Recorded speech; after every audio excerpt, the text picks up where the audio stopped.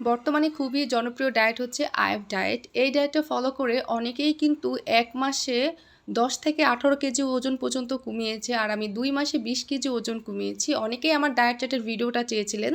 কখন কি খাবেন, কখন কি এক্সারসাইজ করবেন, আইএফ ডায়েট কি? তো এই সব বিষয়ে বলে দিব এই ভিডিওতে। আসসালামু আলাইকুম এভরিওয়ান, কেমন আছেন সবাই? তো সকাল থেকেই শুরু করি। তো সকালবেলা ঘুম থেকে উঠে আমাদের ১ম এই হচ্ছে এই গ্লাসের ১ গ্লাস নরমাল পানি খেয়ে নিতে হবে।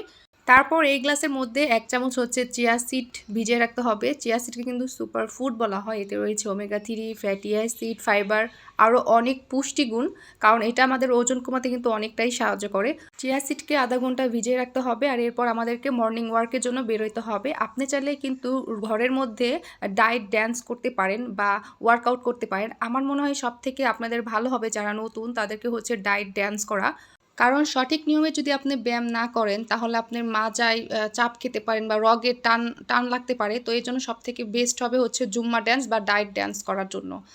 আচ্ছা, তো হেঁটে আসার পরে এখন হচ্ছে এই পানির মধ্যে আমি হচ্ছে একটু লেবুর রস মিশিয়ে তারপরে খেয়ে নিব। যাদের নাকি কোষ্ঠকাঠিন্যতে প্রবলেম আছে তো তারা কিন্তু এইখানে হচ্ছে একটু ইসবগুলের ভুসি বা একটু তুতমার দানাও কিন্তু ভিজিয়ে রাখতে পারেন। এটা খাওয়ার আধা ঘন্টা পর আমি হচ্ছে এখন সকালে নাস্তা করব। তো এখানে ২টা ডিম, টমেটো, ব্রোকলি, মরিচ, পেঁয়াজ, হিমালয়ান পিঙ্ক সল্ট আর হচ্ছে একটু গোলমরিচের গুঁড়া দিয়ে ভালো করে হচ্ছে ফেটিয়ে নিব। এইখানে আপনারা বিভিন্ন ধরনের সবজিও অ্যাড করতে পারেন আপনাদের পছন্দ মতো। আচ্ছা, এখন বলি যে আইএফ ডায়েট কি?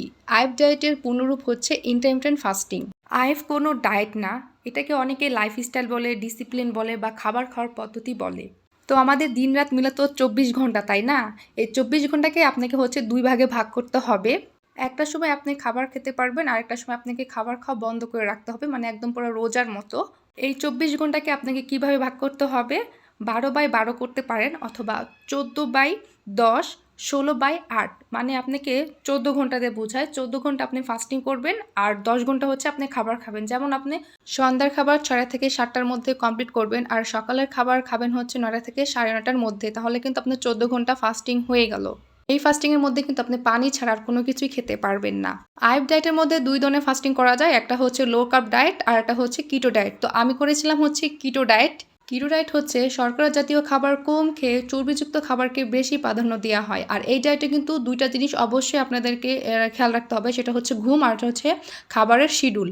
আচ্ছা, তো সকালের খাবারটা তো দেখে নিয়েছেন আমি কি কি খেয়েছি। আর দুপুরের খাবার হচ্ছে ১টা থেকে ২টার মধ্যে কমপ্লিট করতে হবে। এইখানে যতগুলো রান্না করা হয়েছে সবগুলা কিন্তু হচ্ছে সরিষার তেল দিয়ে রান্না করা হয়েছে খুবই অল্প পরিমাণে।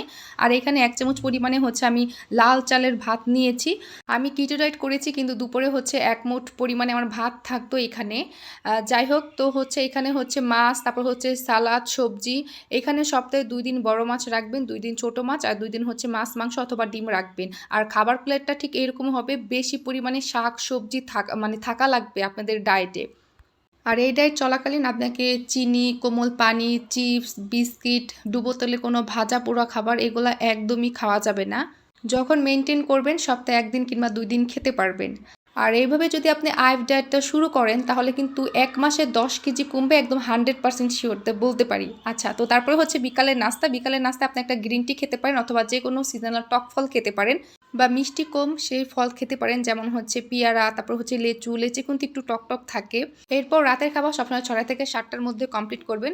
রাতের খাবার এখানে রেখেছিলাম হচ্ছে আমি ডিম মাসালা সালাদ। এই রেসিপিটা আমার পেজে আছে, চাইলে দেখে নিতে পারেন। অথবা সকালে যে খাবারটা খাইছেন ওই খাবারটাও খেতে পারেন বা আপনি হচ্ছে দুপুরে যে খাবারটা খাইছেন ওই খাবারটাও কিন্তু খেতে পারেন। কিন্তু এখানে ভাত রাখা যাবে না। রাতে কোনো হেভি খাবার খাওয়া যাবে না, ভাত রুটি এগুলো কিছুই খাওয়া যাবে না। শুধু মাছ, মাংস, সালাদ, সবজি খেতে পারেন অথবা একটা ডায়েট স্যুপও খেতে পারেন। তো এই ছিল আজকের ভিডিও। আশা করি সবাই ভালো থাকবেন। আল্লাহ হাফেজ। ভিডিওটি ভালো লাগলে অবশ্যই লাইক, কমেন্ট এন্ড শেয়ার করে দিবেন।